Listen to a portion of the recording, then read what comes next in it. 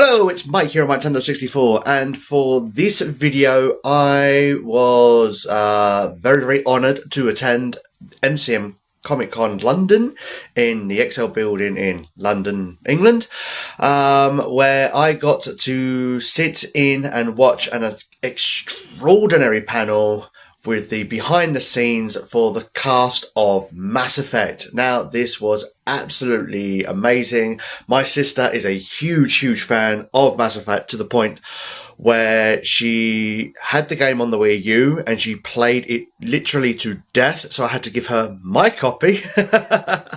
I traded my copy for hers so that she could keep on playing the game, and she has since, played all the other games in the trilogy and is a huge fan, as you can see with all the stuff behind me. This is all hers. This isn't mine. This is all hers. So because she's putting me up for the weekend to attend MCM Comic Con and we went to the panel together, it was great to, share this experience with her. And well, without further ado, let's actually get to the panel. I'm going to show you what was there right now. So enjoy. Hello MCM, how are we doing?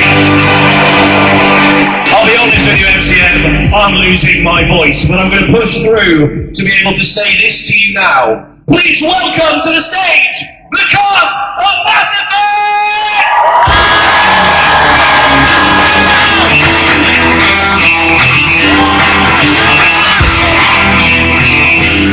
Here we are everyone, it's happening. We've got people coming in, come take a seat. Hey guys, also, please feel free to take a seat as well. Welcome everyone. Now, how are we all doing? Are we well? Having a good weekend at MCN? Yeah. Doing very well thus far. My main objective was picking up the Marvel Legends exclusive that they have at the Hasbro booth, and I did that on day one. So fantastic. Immediate, so the weekend achieved right from the first go. Excellent. I mean, let's start traditionally. Why don't we go down and introduce ourselves and the roles you play in this universe that everyone's here to hear about. Why don't we start on that end? Jennifer Hale, Commander Shepard. So nice to see everybody. Yes. I'm Allie Hillis. Hi, guys. We are to Sony. Hello, it's good to see you all. Hi, guys. My name is Alex Wilton-Regan. I play Sound Trainer in Mass Effect 3. I didn't bring my toothbrush. I hope someone else did. I forgot. I'm sorry. That's an important toothbrush. I know, I'm sorry. Hello, I'm Mark Meir. I, of course, play Blasto. And Vorcha and Niftuka. Also Commander Shepard, yes. It's so great to have you guys here, and thank you so much for coming and joining us. I mean, as you can see, the legacy of Mass Effect has brought so many fans together, and at shows like this, even though it's been a little bit of time since some of the games, do you still feel that love and that community is still there? Oh yeah, it's good. I mean, this year, the first game is old enough to vote, so... Wow, 2007, wasn't it? Mm-hmm. Good grief, yes, yeah. So we had a chat with it yet about how it's going to vote? Well, in the privacy of the voting booth, it'll do what it wants, but... it is always gratifying to see fans turning out. Again, 18 years later since the first game. And I think, the Legendary Edition, of course, which came out about 4 or 5 years ago now, that brought in a whole new fresh generation of fans, because some people had not been born when that first game came out. So, was anyone here not born when Mass Effect 1 came out? Yes, front row. Front row? I think one person. There we are. Is this an over 18 event only, or is this? Yes. But thank you all for coming, and thank you for really keeping Mass Effect alive all these years. Thank you, guys. Thank you, guys. You are why this all comes together. You are why we are here. Yes. The passion that we've felt since we got here has been incredible for this game. It is lovely, and obviously the energy in the room, the number of people we've gotten here, everyone loves hearing about this. I mean, it has been a while. I sort of like to, even though we're now at the tail end, the winter of those kind of Mass Effect games, let's go back to the start. How did you guys get involved in your particular games right from those beginnings? Was it a fun, interesting audition? Was it something quite straight? Did they tell you much about the project when you first got involved? I was brought in before I was cast as Commander Shepard in the very early stages of the game. So the first thing that I ever did on Mass Effect was a presentation to the devs. They essentially gave me a big Bible of information on all the alien races. And my job was to come up with what the baseline member of each species would sound like. So what does a typical Solarian sound like? What does a typical Krogan sound like? And some of the stuff was obvious, like Krogan should probably have a gruff voice. And during this process, I was asked to audition for Commander Shepard. Held out no hope of getting it whatsoever, which is probably why I wasn't nervous. And when I was told that after a series of callbacks, that I was cast in it, and not only that, I would be playing opposite Jennifer Hale, one of the most prolific voice actors in history, and having been a big fan of Jennifer's work in the Justice League cartoon and whatnot, and of course, like Knights of the Old Republic, etc., it was very gratifying. So initially I thought I would just be playing a bunch of aliens, but I got to be the lead and a bunch of aliens. That was great. So were you given even pictures in this Bible to sort of really help visualize it as well? Especially with the alien races, their biology, sometimes their facial structure, and just what they would sound like. So I got to see this universe being built block by block, and to get to be such a part of it was, as I say, quite gratifying. This is the thing about Mark that I don't know if people know. You're incredibly creative. Mark is an improv genius. He is an incredibly accomplished live actor and can just come up with things like in a nanosecond. I'm improvising what I'm saying right now. Like I said. Although, actually, that's such a neat segue, because Mark, you were talking to me backstage about some stuff that you wanted to plug. To plug? Oh, yes. I thought we'd do it at the end, but don't worry. We're here now. Okay, I'll do my plugs right off the top before anyone else has had a chance to talk. So Canadian of you. I have a number of events that I do here in the UK. One that I come back for every year is the London Improvathon. That's going to be at the end of February. That is a 50-hour-long improvised show with one continuous narrative. And this year we have a Stranger Things / Goonies theme, so it's going to be set in a small town in the 1980s where strange things are happening. Interesting. The interesting thing about this is that a lot of the actors do it without sleep, including me. So if you want to come see us be utterly delirious, at the end of February, come to the Pleasance Theater. And that is organized by the people who do Showstopper, the improvised musical, and though they're not organizing it, a lot of the folks from Mischief Theater, or Mischief, are also involved. We do the play Who Goes Wrong. The other thing is D&D in a castle, which is exactly what it sounds like. It's Dungeons & Dragons played in an actual castle. This, in 2026, is going to be at Walworth Castle. My first table for the spring sessions in April has sold out, but I'm told they've added a new table right at the end of April, the 26th to the 30th.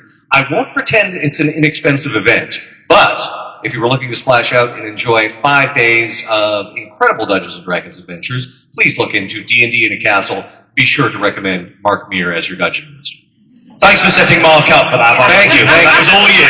Can I do one plug? Yeah, please, of course. Today I'm doing a career retrospective at 3:15 on the live stage in the South Hall where we're signing. Yes. Please come, because I don't want to be talking to myself. Thank you. I'm sure everyone will enjoy that. And don't worry, we're going to go through some of the things in your guys' 3:15 careers today, guys. in this panel as well. But let's also hear about your guys' experiences with auditioning and the opening process of Mass Effect. Oh, after a good old swig of water. She's took a sip of water. I'm not going to make her talk right now. I'll take care of her. Thanks, babe. We audition constantly. It's so funny. I think when you get to a certain level of being known, people think maybe you don't audition for anything. We audition for most of the time.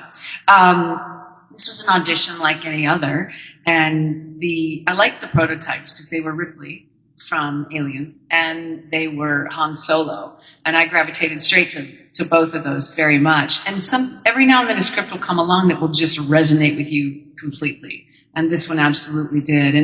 And we were lucky enough to audition with the voice for those of us who weren't. Awakenings, and then the call came through for Samantha Trainer. Wow. But I was very honoured to have this kind of incredible experience as Femme Chef's lover.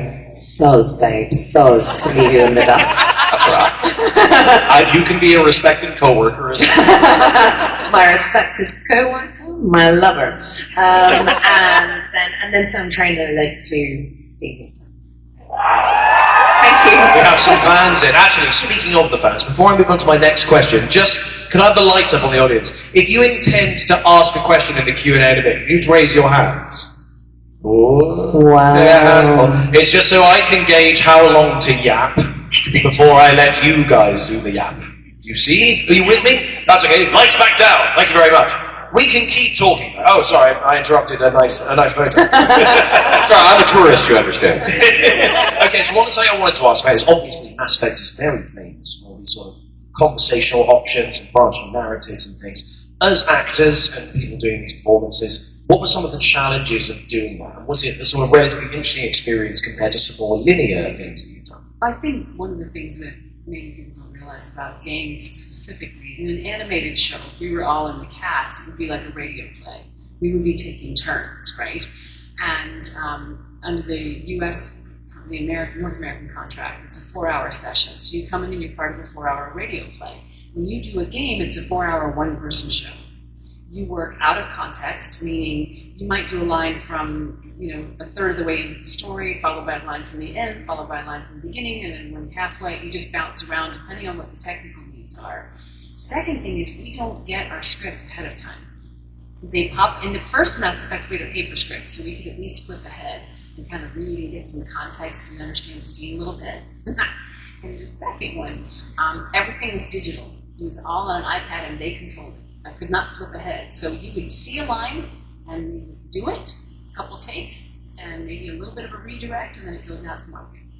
And that's where you're so reliant on the director. Yes. You're so reliant on the director knowing your character's story arc, the entirety of the story, a lot of the time. Where are we? Where has my character been? What's happening now? Well, why am I going into the shower with her but rejecting him? Those kind of choices. I mean, there's obvious reasons, but... But you are so reliant on the director, just to go back to what Jen was saying earlier about the directors.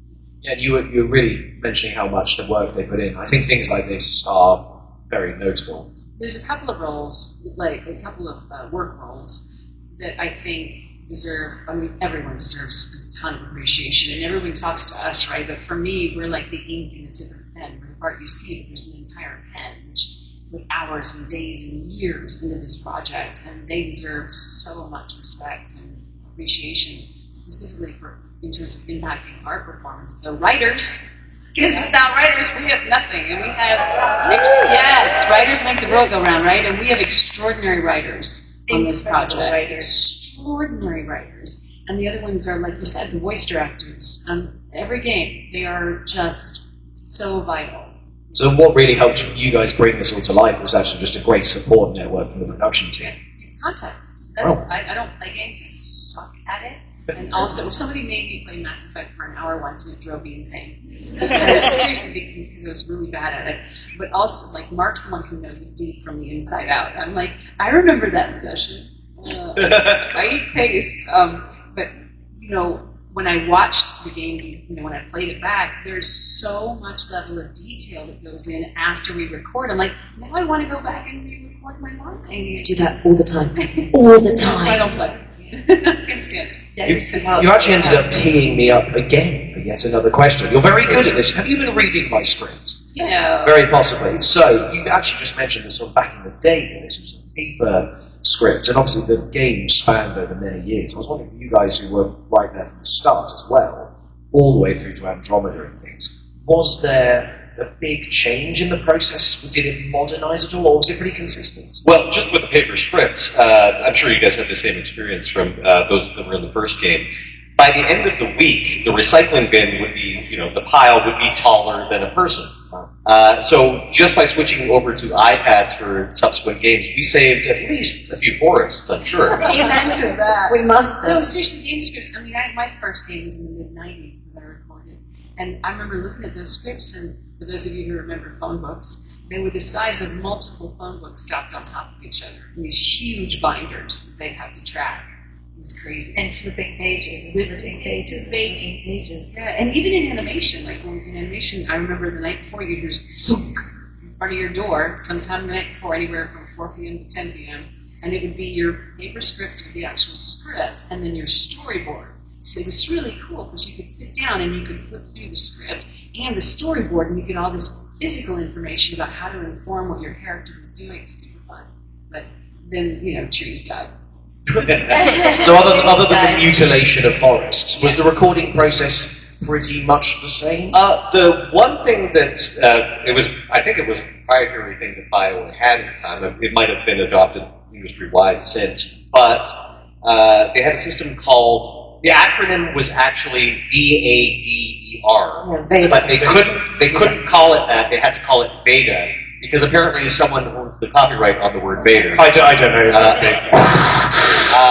And this was essentially a system where, especially once we were on iPad, if you had somebody that you were in a scene with and they had already recorded their session, you would have their performance firing in your headset as you were going through the scene. Okay. So it made it very immersive. If you went first, you'd be setting the tone for everyone else. But if you were, say, the last person to record the scene, you'd have everyone else's performance in your headset. And so that, I think, really helped. It helped keep you in the moment. You weren't just acting into a vacuum. You knew what the other people's responses and performances were like, so you could really bounce off them. I love that system, and I always came out the short end of it. I was always early in the process. There was one often, time. yes. You too, right? Yeah, it would be, I think, actually there was one in particular. I think Keith David That's the one. went before both of us. Yes. So both of us had Anderson's, particularly for this one scene, Anderson's death scene. So we had Keith David's performance in our headset as we were doing that. I think we both have said publicly that we cried during that session. Oh, yeah. Yeah. Oh, it was one of my favorite recording experiences, that and recording you and Bear's interaction. But that, where I got to hear Keith, to this day I have this bond with Keith that Keith's not aware of.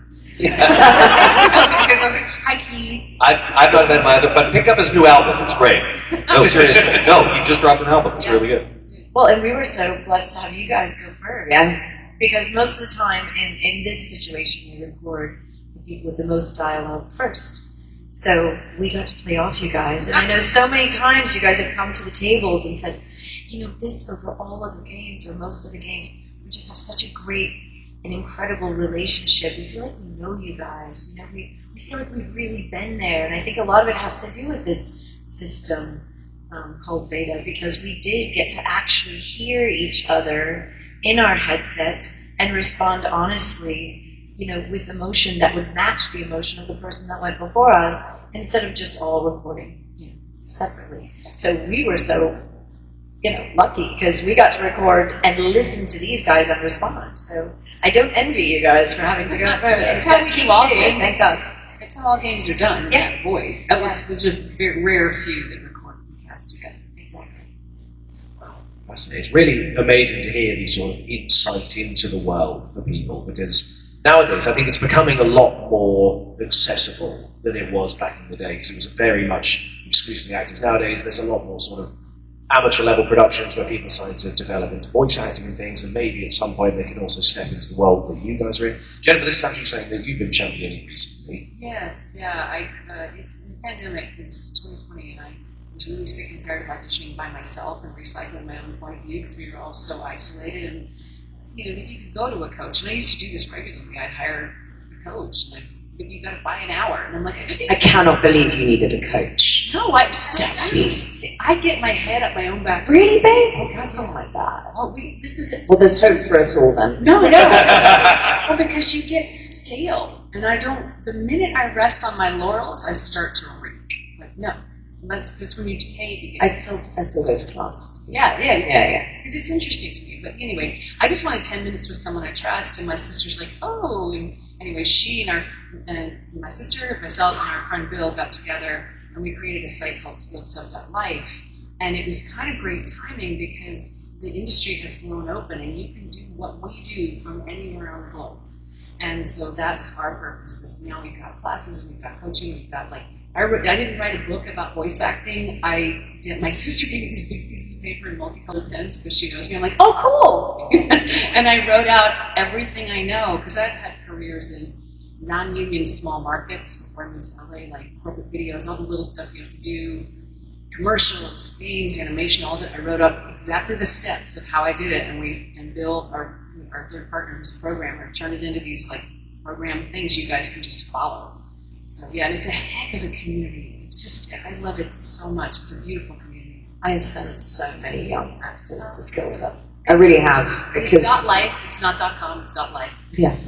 Oh no, I'd like to thank Skills Hub because up agree. until this point, people, one of the questions you always get at conventions is like, I want to be a voice actor, how do I do that? And my thing was like, get in the ground floor with BioWare in the 90s. That's the way I did it. But now I actually have an actual answer, which is go to Skills Hub. Yeah, we can Jennifer's send done them all the somewhere. work. So helpful, so helpful, It's like, and trusted.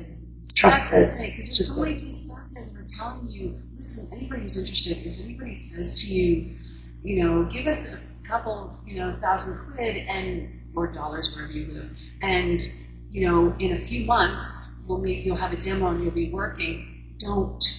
It's not how it works. There's a video. We have a YouTube channel called Skillshub.life YouTube channel. There's a video on there called The Order of Things. You've got to build your skills first, and that will take a couple years.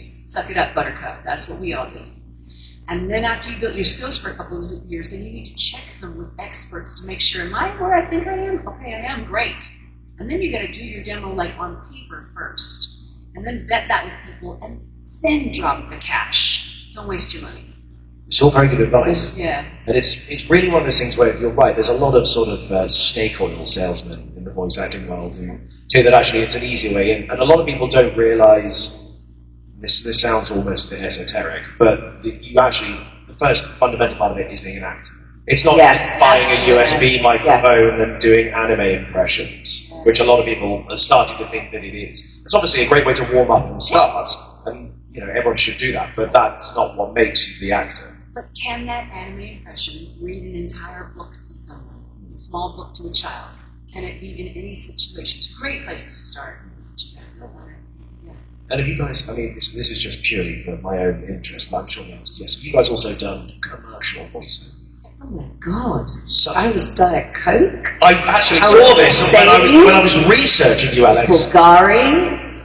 I would like some free jewelry, free car, and some Diet Coke, please. Diet Coke. Love it light. Wow. They call me. Oh yeah, what's... Yeah. It was, Can everyone do a commercial slogan that they've done in their... I'll follow Alex with that. Papa John's, better ingredients, better pizza. That was me. That was the Canadian one. call 1-800-GATEWAY. Yeah. Yeah, what was yours? No, you. I was going to do this one's funny because this one came around the time of Liara. I believe I did this spot right before I booked Liara. Britta, a better water. Well, and this is when I first went to LA. Yeah, it was 1991 or 92, long before some of you were born. And I went out there for film and TV, and I worked a bit, but you can't live off of 3 or 4 jobs a year, right? And so I lied to get a waitressing job first time in my life that I was doing that, and yeah. And then this little voice went and make its demo tape just to get voiceover work. And so I was going after commercials because I'd done so many commercials. And I happened to just break through in animation, which was terrifying because I was not allowed to watch cartoons as a kid. I had no idea what I was doing. So that's where my run to someone to teach you started. But I also would get auditions for commercials. And for you guys, this is for everybody. Like when people tell you, oh, you should do this, you can do this, you can't do that, maybe, maybe not. I'd go to these auditions and I would read for woman number 2 and testimonial number 4. And I knew an announcer, because I'd been doing this before I moved out there, I knew an announcer was multiple commercials in one session, ching, and multiple sessions. And I was like, can I read for an announcer? And they're like, no, they want a man. I was like, I know, can I read anyway? And I kept doing that and over and over and over. And then they started to submit me. And then by 2000, 2002, I could not turn on the TV or radio without hearing myself on a commercial. Wow. Like, I just took that scene and went, everyone come in. Yeah, thank you for breaking that for us. I was the first female voice of FX here in the UK. They'd only ever had male announcers. And I was doing Comedy Central and Sky, and they were like, oh, we're looking for a new man. And I went, why? Yes. And I just said to the guy in charge, a guy called Lee, who was very gracious with me in my career, can I throw my hat in there? And he went, sure, go on then. And then I booked it.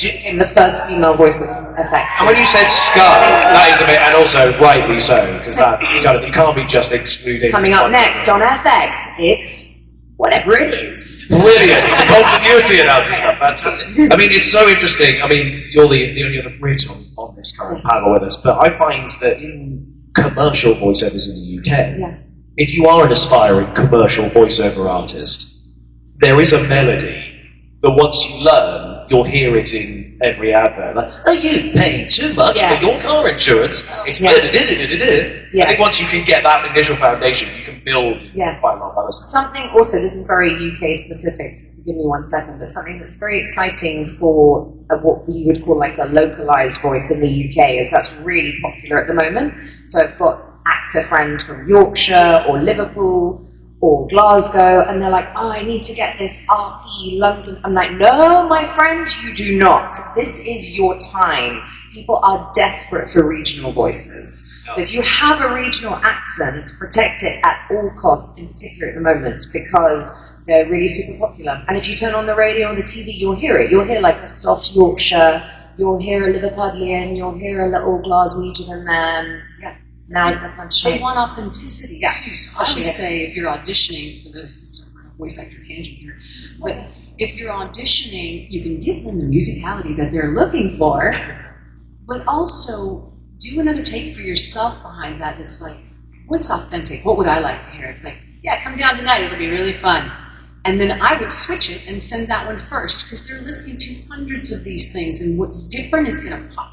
I completely agree. And as your second take, send what the expected is, but don't start with the expected. Start with the, wake up, here's the future. Yeah. Wow, that was also a good slogan there as well. I mean, you're right, this has turned into a bit of a tangent, but this is so fascinating to hear from people who've been through this. Maybe I'll try and just bring it back to Mass Effect before we go over to our fans, who will definitely make it Mass Effect. You guys are here for the commercial workshop. Yeah, you were here, this is the voice acting panel, right? Again, 3:15 live stage. I will talk more about it. Come, bring your questions. One thing I do want to ask, Ali, we know that Mass Effect 5 is in the works, and you don't have to say anything if you're not allowed to, but have you begun any work on this? Does anyone out there want to hear the answer to this question? The answer to this question is I have no idea, because it was just as big a surprise to me when someone sent me the video from the Game Awards. And I sent it to you, or maybe it was you, chat with one of these guys. I'm like sitting at home, I'm not invited to the Game Awards that year, and I'm sitting at home. We have a Mass Effect chat. Yeah. Chat on.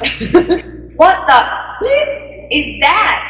And I look at it again, and I'm zooming in, and I'm like, I see blue freckles. Blue freckles there. And they're all saying, Ali, what have you not told us?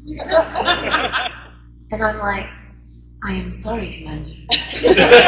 Well, this is such a great point. I was at IG. No one's told me, bleep, I don't know anything, and I'm telling you the God's honest truth. I saw that, and it was just as much a surprise to me as it was to all of you, because we're the last to know. We are. And this is where I invite you guys to use your power, because you really do have power. Yeah. Definitely, I was at IGN the other day, and we talked about this. Email them. Tell them what you want. I feel like if enough people email them and say, this is what we want, they may listen. But if you don't email, they won't listen. So send them a message, tell them what you want. If you want another game, I would put it out there. If you want us, who wants another game? Let me hear you right now. Yeah, sorry, I can't hear you. What do you say? So put it out there. Let them know, that you want another game, and let them know who you'd like to see. Or yeah, exactly. And especially mention everyone here. Absolutely. Please, thank And you can throw Ed in there too. Tag us on Instagram. No, I'll do the trailer. You guys can do all the real work, But I mean, I could sit here and talk to all of you guys for 45 minutes each and just have a panel with all of you, and I wish I could, but we should let the wonderful fans who come along have their chance to ask questions. So, guys, if you would like to ask any questions about anything, doesn't even have to be about Mass Effect, could be about household sponges. I mean, please come to the microphones that are in the middle of the aisle.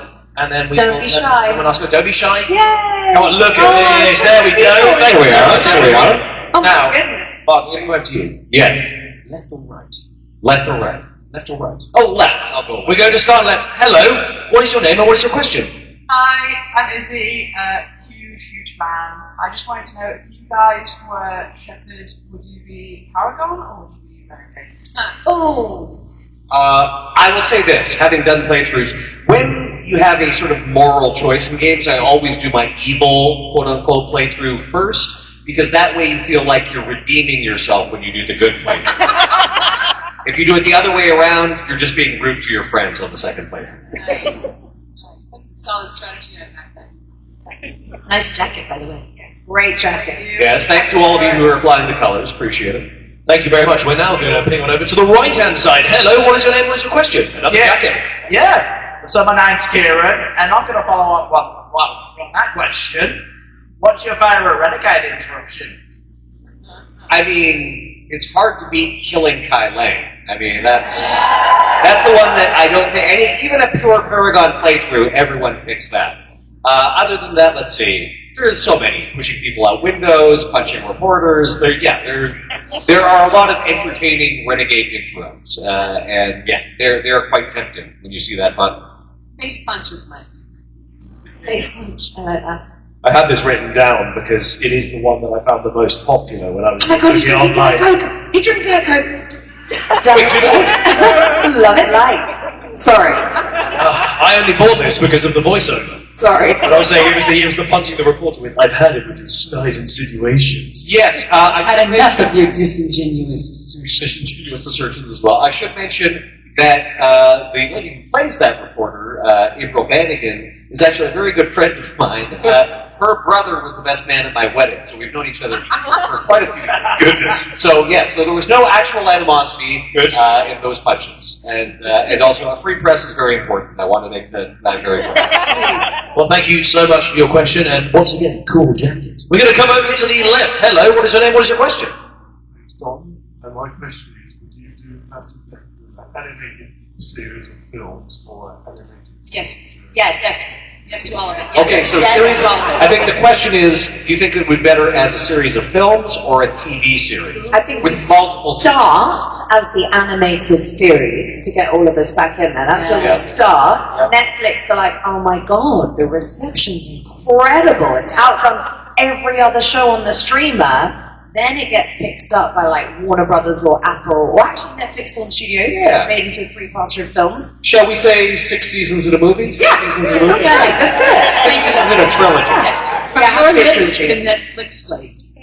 Include that in the email that we talked about earlier. Yes. Let's really mobilise this community here. Now we're I mean, it doesn't have to be Netflix. It could be Amazon. Yeah, that's we don't cool. discriminate against. We're not picky. Yeah, Netflix tends to kill after 2 seasons. Their algorithm is scarce, but we can go Amazon.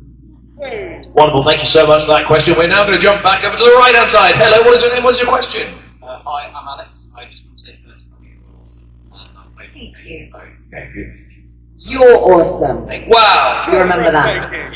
Alex and Alex. Yeah, I just wanted to ask Alex, actually, you mentioned new visitor, and I just wanted to ask you, like, what it was like going from someone like development to that huge arc of new visitor and through over presentation. It was total heaven. It was total heaven. I got to do Sam, and I went to my first con, and I met these beautiful women here, and then at some point I met Mark, and then I also... Sorry, not at the same con. No. I just remember that particular con. It might have the been here. women. It might have been an MCM. It might have been. Yeah. There was my first... Back me up on this, please. So we weren't discriminating. It was just That's fine. happened that way. And then BioWare called me in to read for the Inquisitor, and they took a really long time to make up their minds. I found out that Harry Hayden Payton got cast before me, and it was his first game, and I was so insulted. And I was like, what? But then I got it, and then it was just complete heaven, and I love the Inquisitor, and I always will. Thank you so much for your question. Now we'll go back over to this side. Hello, what is your name? What is your question? Hi there, my name's Sean, and thank you so much for all the work you've done. My question is, I always wanted to be an actor, and Mass Effect got me in an interest into doing voice acting. But since then, there's been like the rise of AI, and it's kind of made me a bit concerned that corporate greed would kind of lead inevitably to them removing amazing talent such as yourselves in favour of that. And I just wondered if you think there's still a future for human VAs. There absolutely is. Look, it's going to get very heavy for a second. AI's coming. It's here. It's coming for us all. We in entertainment are at the front of the wave, right? Our job is to partner with the technology. AI is a tool like a hammer. I say this all the time. I can take my hammer and break your kneecaps, or I can build you a house. I am the one wielding the tool. I believe that for many years to come, there is still going to be an enormous demand for the sacred, signal of the human soul in performance. I also believe that what you focus on grows, and if you focus on opportunities are dwindling, that is what shows up in your world. When you focus on there is always room, there is always a place, that is what happens. When I moved to LA, everybody said voiceover's a closed field, you can't get in, and I went, and I said, I'm coming, hi, I'm here, hi, I'm here. That's just what you do. It's what you decide, and to give that power to someone else is to give your power away. Hold your power and partner with AI. Be smart about it. There's a thing in North America called the Nava AI Writer. We have it on Skills Hub on our site. Look for navavoices.org. They have an AI writer. Get that signed when you work, so when it says anything you can find, it just says you cannot take my voice and use it as AI without my consent. I get control over where it's used, and I get compensated. 3 C's, if you will. Take ownership of this and take responsibility for this. We will partner with AI. I have a service that an actor I know started, and I will be recording lines in that service for my voice to be used in partnership with AI only where I consent to it to be used, only. Everybody, we got to take this in hand, and we have to partner with the technology. It is going to develop to levels we never even conceived of, and if we other it now, it will simply echo the world we live in now. We must partner with it. This is something we've created. It is a child that is going to grow beyond us. We have to see how we can work together with it. So there's plenty of room for you. Come on in. Vote for Jeff. You got my vote. It's very true, though. That was very profound. I once got asked by a client, they just sent me the link to an AI training day. Could you read this script so we can use your voice for text-to-speech? And I just said the words, crawl into a hole and do things to yourself. Yes for a piece well said. every time. Yeah. You can say is yes for a piece every time you sell it. Yes, for a piece. Which they absolutely wouldn't have done. Yeah. They are no longer a client. Anyway, We were hoping Actually, That's all I'm saying. to your point, every time someone hires you, you're training them how to treat the rest of us. So even if they're going to say no, you say you're supposed to pay for that. Yeah. listen. Go to more panels where you hear more about this wonderful education. Like later on. See? Like no, which side on the live stage. Which side did we just do? Okay, hello. What is your name? What's the question? Hi, my name's Dan. It's an absolute privilege to be here with all of you. My question was, is there any one of the Master games that you feel is your favourite, or do you see it more as a single narrative? Was there a particular storyline that you think stands out as being particularly good? A single narrative is really how I look at it. Seeing it from the inside. Speaking personally, each game had something. The first game was the start of it all. The second game has such brilliant writing, particularly the Suicide Mission, great DLC like Lair of the Shadow Broker. And then the third game was the culmination of everything that we've done to that point, and included my favorite DLC, which is Citadel. My favorite DLC. That was like a love letter to everybody, the Citadel DLC. I love the Citadel. Citadel is so much. Yeah. And speaking of Citadel, I'd like to plug my friend Kathleen Rootsart's contribution to that. She was one of the writers, and she really championed the big party on the Citadel. Trainers dancing. And she made a very salient point, saying that the players needed a chance to say goodbye to everybody, to have everyone interact, and have that emotional closure as well. And I think it was really important they included that. Now, guys, I hate to be the bearer of bad news, but we only have time for one more question. So everyone else, I'm very sorry, but if you'd like to go and take a seat and relax, just Will we do at our one on table. the Yes. left and one on the right? Is that allowed, Ed? Just for my OCD. Do you know what? Starting on the left. We'll do one more on the left and then one more All on right, the do right. it for you. Yes, we can. Yes. So okay, we've got one more then, one more at the front here. So hello, what is your name? What is your question? Hello, I'm Martin. All of you have been part of one of the biggest and best franchises of the last 20 years. Is there any franchises that you haven't done that you would like to get on board with? Naughty Dog. I really want to work for Naughty Dog. I think their writing is amazing, and I would be really excited to do that, or to work for Larian Studios again, especially after the success of Baldur's Gate 3. I throw my hat openly into those two rings and houses. For those in the email. Let's make this happen. You guys are making the change today. I'm a nerd, so anything that involves my nerdy hobbies. I've got to do DC characters. I haven't done any Marvel characters yet, so I'd love to do that. You did play the Joker once. I did play the Joker in a fan film, yes. And now also in an official thing, I got to be Starro, the Conqueror, the giant alien starfish in Gotham Knights. So yeah, and basically the areas of my nerdy interest that I haven't actually officially done yet. I've done Dungeons & Dragons games, I've done DC stuff, so yeah, Marvel, horror. Marvel. Marvel? What? Oh, really? Or we want to break an NDA? Anyone else? Man, I'll take. I just love to work. Don't take anything. And what I love about what we do is we never know what's coming next. And even though I might have hopes and dreams, and I try not to take it all too seriously, only because I never know what's going to come to my plate next. I never know what's going to come to my microphone. So I really like to just keep an open mind.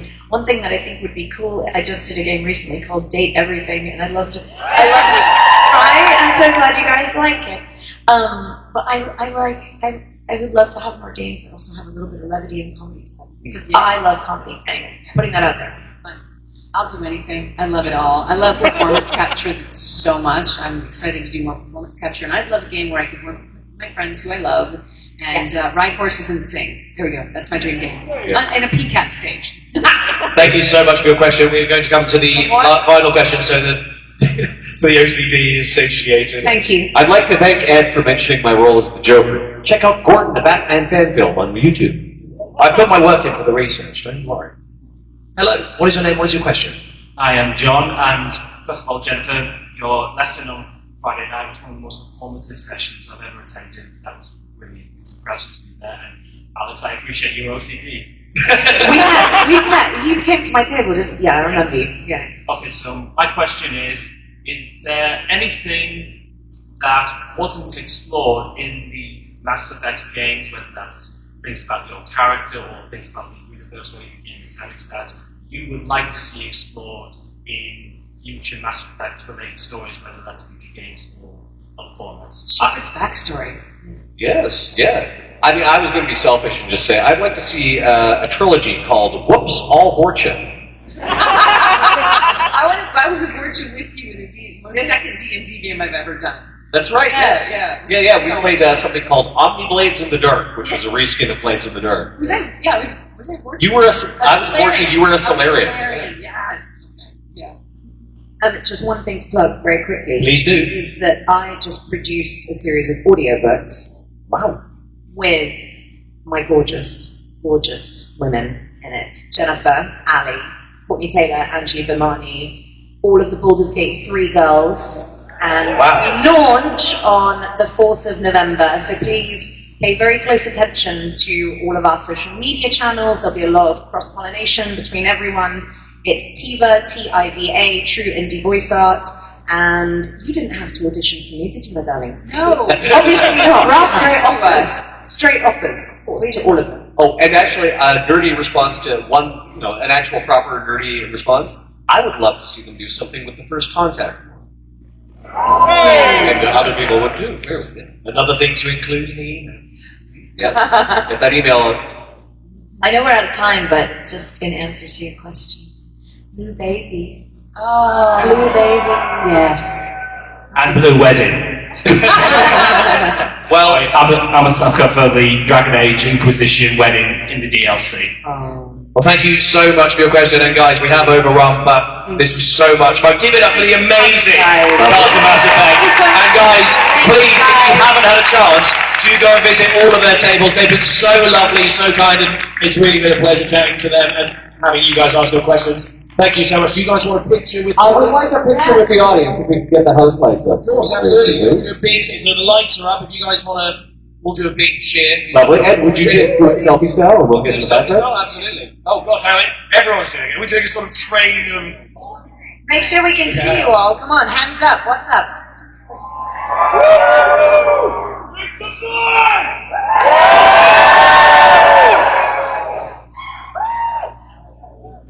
There we go, guys. Thank you so much, all of you. Make sure you do go and see all of these wonderful people at Group indeed today if you have more questions.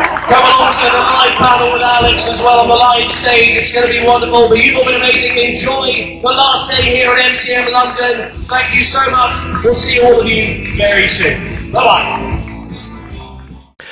Well, guys, that's all we have time for. I hope you enjoyed that panel, and I do apologise for the sound quality. Unfortunately, it's something that happens with these events, and unless you have got a direct audio feed, it just does not sound great when trying to record it from external devices, I'm afraid. But I hope you enjoyed it, and you know, we'll continue to check out more of our content. We do have other panels that we were able to record, and we'll be sharing them to our YouTube channel, MyTendo64. And also, you can stay up to date with all our latest news, reviews, interviews, giveaways, and so much more over at www.mytendo64.com. We have also done a couple of game and chat episodes while we were at the venue for Excel, so please do be sure to check them out and to find out, you know, exactly what we got up to. So until next time, everyone, keep on gaming.